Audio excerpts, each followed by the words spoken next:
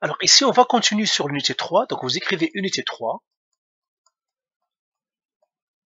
leçon 11.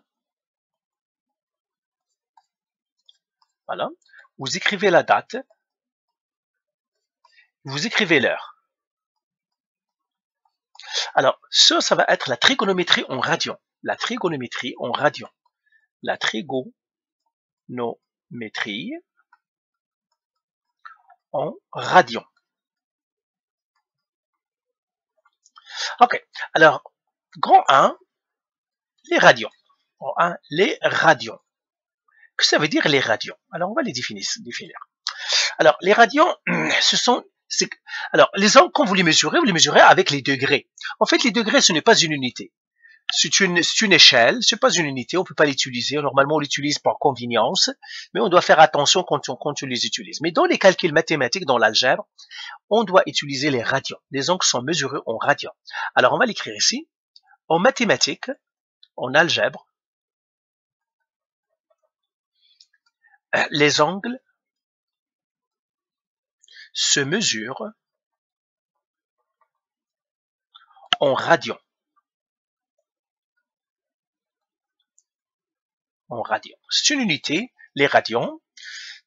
Ouais, c'est un nombre en fait, ce n'est même pas une unité, c'est un nombre. Donc, c'est ça, les angles se mesurent en radians au lieu des degrés. Mais il est plus convenient, il est plus facile de travailler avec les degrés qu'avec les radians. On va voir pourquoi. C'est pour cela qu'il faut savoir passer des degrés au radian. Alors là, on va faire comment on passe des degrés au radian. On va les faire ici. Donc, formule.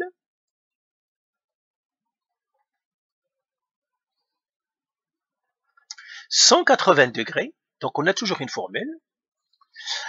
La mesure d'un angle en degrés qui divise 180 est égale à les radians qui divise pi.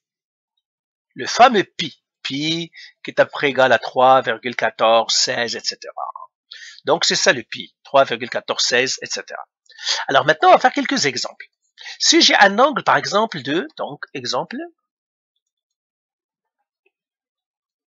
un angle de 30 degrés, c'est combien de radians? Un angle, je mettrai ici angle 30 degrés. Donc, je mettrai un angle égal à 30 degrés. Un angle, je l'appellerai un angle A. Ou bien θ. L'angle θ est égal à 30 degrés. Alors, θ en radio, ça serait combien?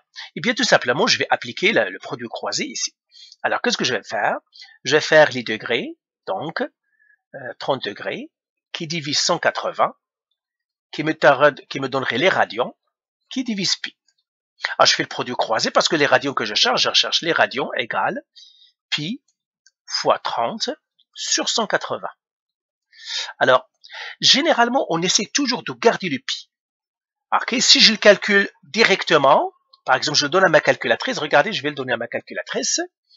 Si je fais ici pi fois 30, pi fois 30 divisé par 180.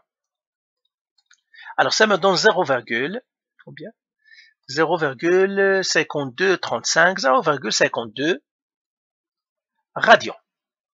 Donc, le θ ici, c'est 0,52 radians. Mais on n'aime pas ça. On aime toujours garder le pi. Alors, regardez comment on le fait normalement. Puisque c'est le pi, alors je ne vais pas faire ça, parce que j'aimerais garder le pi. Eh bien, tout simplement, je fais 30 fractions 180, ça ferait quoi? Donc, je fais 30, faites-le à la calculatrice, fraction 180, égale 1 sixième. Donc, ça fait pi fois 1 sur 6. Et pi fois 1 sur 6, c'est pi sur 6. C'est comme pi fois 1, c'est pi qui divise 6. Donc, θ ici, en fait, c'est pi sur 6. Donc, on garde toujours le pi. La calculatrice que je vous ai demandé d'acheter, elle est bonne. Vous pouvez même lui donner, regardez, je vais lui donner le calcul normal. Pi, par exemple, je lui donne pi fois 30 qui divise 180 et il va me donner pi sur 6. Il va me donner 1 sur 6 pi. Donc, quand on a, c'est-à-dire, dans la mesure des possibles, toujours on garde le pi. Donc, ici, ça donnerait pi sur 6. Alors, prenons un deuxième exemple. J'ai un θ en degrés 45 degrés. combien ça me donnera en radians. Alors, qu'est-ce que je dois faire encore? Je fais le produit croisé. Les degrés, c'est quoi? C'est 45 sur 180 degrés égale les radians sur le pi. Moi, je cherche les radians. Donc, les radians, ça va faire quoi? 45 fois le pi qui divise 180. Eh bien, qu'est-ce que je vais faire? Je vais faire 45 fractions 180. Ça me donne un quart. Donc, ça me donnerait un quart fois pi. Donc, ça me donnerait pi sur 4. Pourquoi? Parce que 1 fois pi, c'est pi. Donc, 45 degrés, c'est pi sur 4. OK? Alors, prenons un autre exemple. Disons que θ est égal à 25 degrés. J'aimerais savoir, le θ, ça serait quoi? Ben, la même chose. Je mettrai les degrés. Les degrés, c'est quoi? C'est 25. J'applique toujours la formule. Je vais l'écrire ici. C'est les degrés sur 180 égale les radians sur pi. C'est ça ce que j'applique toujours. J'ai les degrés, je fais 25 degrés sur 180 égale les radians sur pi. Les radians, je fais le produit croisé. Les radians est égal à 25 fois pi sur 180. Sur 180. Alors, je fais 25 fractions 180. C'est pour ce que j'ai placé ma calculatrice. Alors, voilà. 25 fractions 180. 180. Eh bien, ça me donne 5 sur 36 fois pi. Eh bien, ça me donnerait en fait 5 pi sur 36. Donc, celle-là, c'est 5 pi sur 36. Voilà. Alors, les radians peuvent être aussi des nombres à virgule, bien sûr. Je pourrais, par exemple, faire le calcul 5 pi sur 36. Je pourrais, comme je l'ai fait tout à l'heure, le 0,25. Donc, ça, c'est le premier exemple. C'est quand on a les degrés, comment je peux revenir au radian. Maintenant, on va faire le contraire. Exemple 2.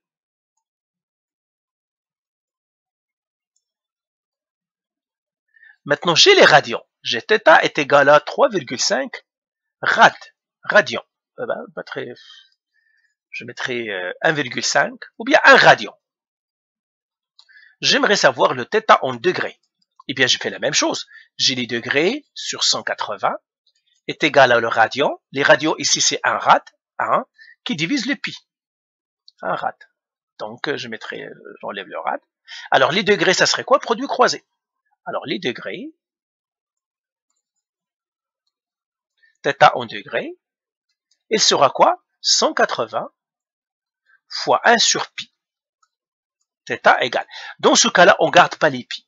Quand on fait les degrés, on ne garde pas les pi, on va faire les calculs et c'est tout. Donc, je dois faire 180 fois 1 qui doit diviser pi. 180 fois 1 qui devra diviser les pi. Eh bien, ça me donnerait 57 degrés.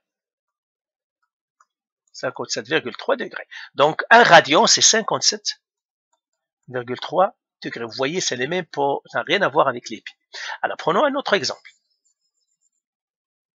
J'ai par exemple θ est égal à 2,6 rad. J'aimerais savoir les degrés. Eh bien, la même chose, je fais l'angle en degrés sur 180 égale les radians, c'est 2,6 sur pi. Alors, les degrés, ça va être quoi? Produit croisé, 180 fois 2,6 qui divise le pi. Eh bien, je fais le calcul, 180 fois 2,6 qui devra diviser le pi. Ça me donne 149 degrés. Donc cet angle-là est 149 degrés. Donc lui, c'est 149 degrés. Voilà. Donc c'est facile pour partir des degrés au radian, des radians au degré. Alors je vous donnerai quelques exercices à faire pour l'instant. Et puis on continue. Vous pouvez arrêter la vidéo jusqu'à vous faites ces exercices-là. Alors exercice.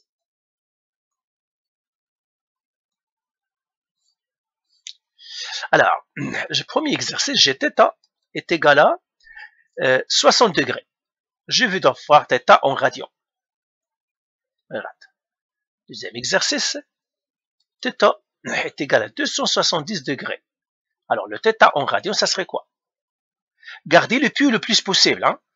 Troisième exercice, θ est égal à 90 degrés. J'aimerais savoir le θ en radian, ça serait quoi?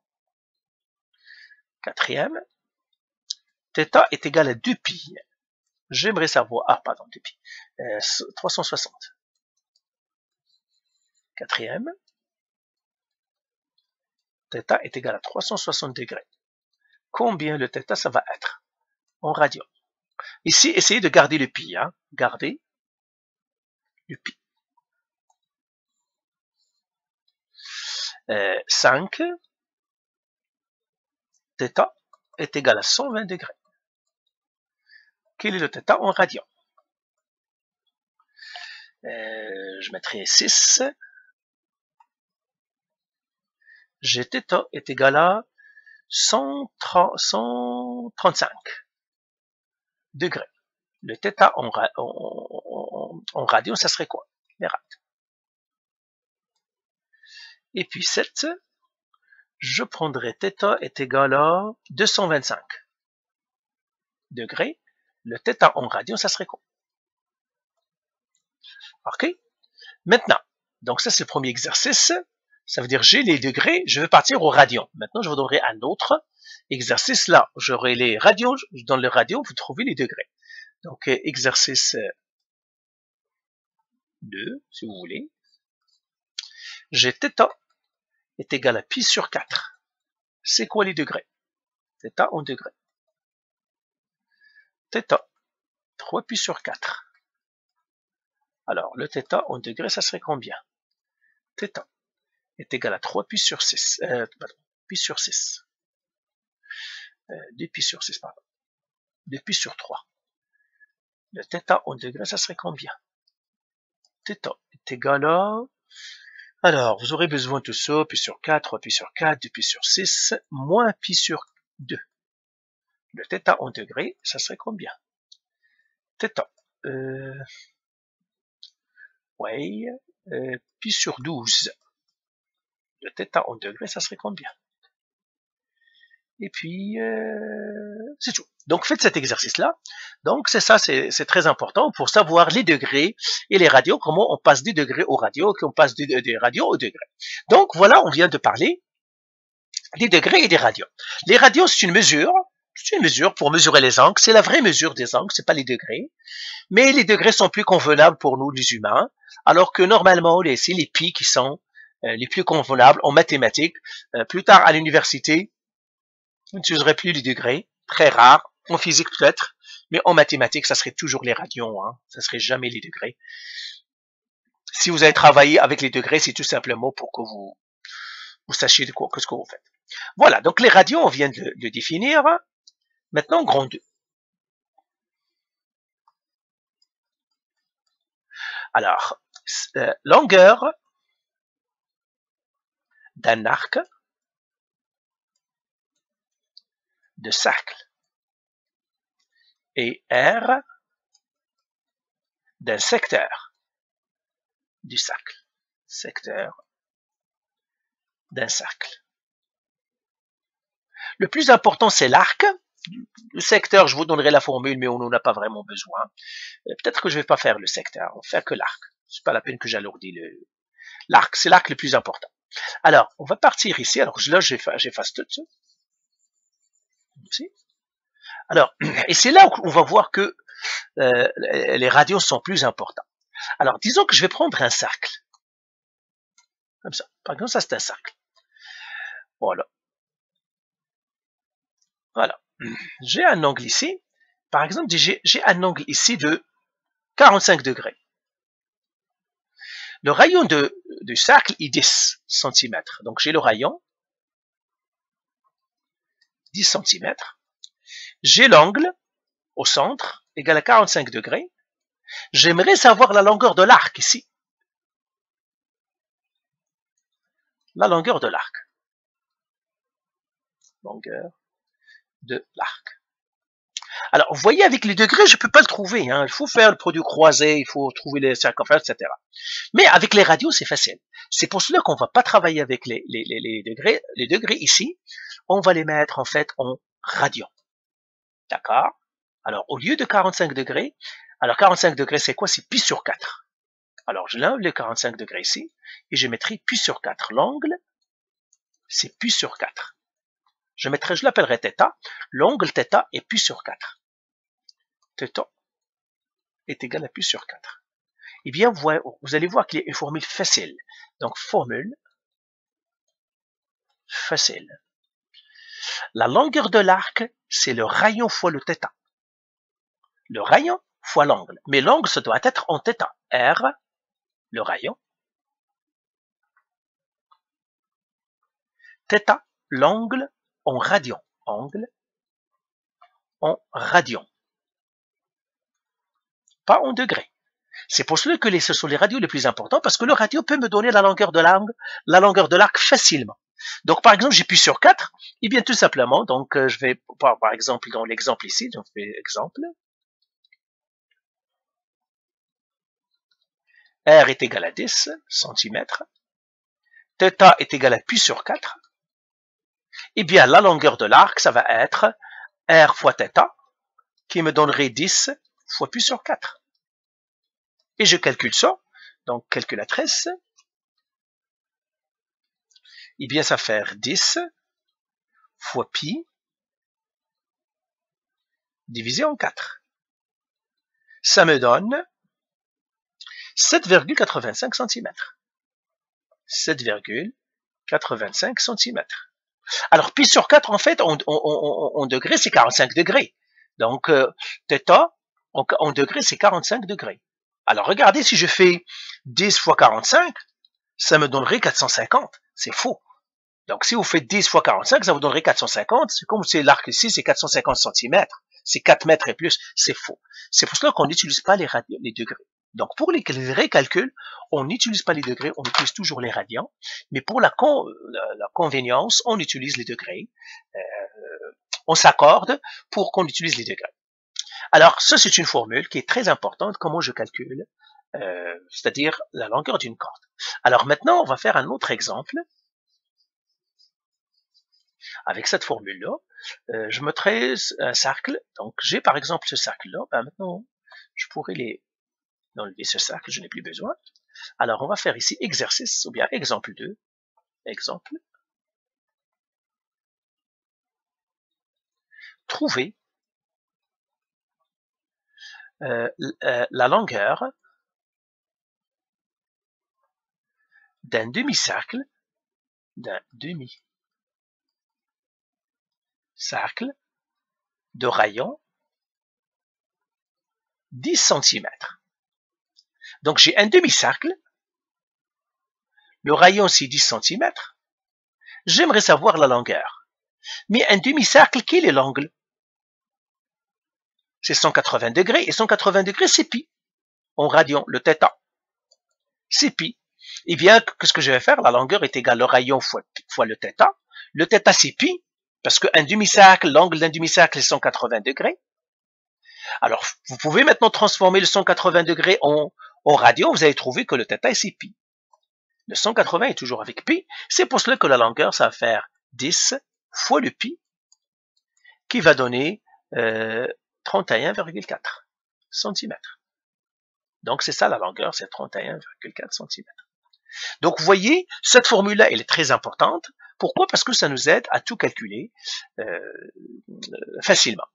Alors, maintenant, je vous donnerai quelques exercices et on arrête cette vidéo. Donc, vous devez faire ces exercices. Après, je reviendrai dessus. Alors, exercice 3.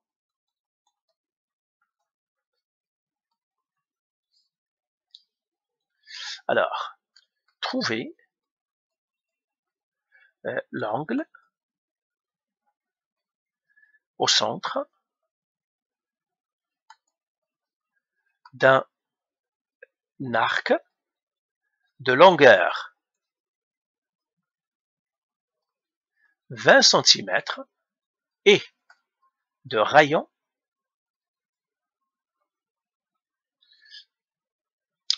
12 cm. Ok? Donc, on veut trouver l'angle au centre, c'est-à-dire le θ.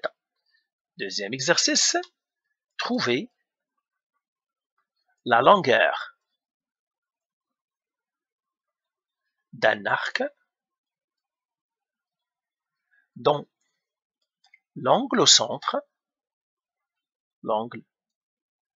au centre est 25 degrés, et le rayon, et son rayon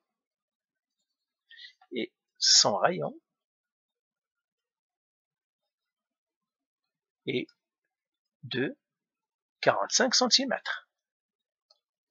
Alors faites ces deux exercices et c'est tout. Ça c'est pour la formule qu'on a faite. Donc vous allez toujours utiliser la formule, la longueur de l'arc est égale le rayon fois le θ. Mais n'oubliez pas que le θ c'est en radians, ce n'est pas en degrés. Donc voilà pour ça, on a vu comment faire les transformations. Dans la vidéo prochaine, on va faire encore sur le cercle trigonométrique.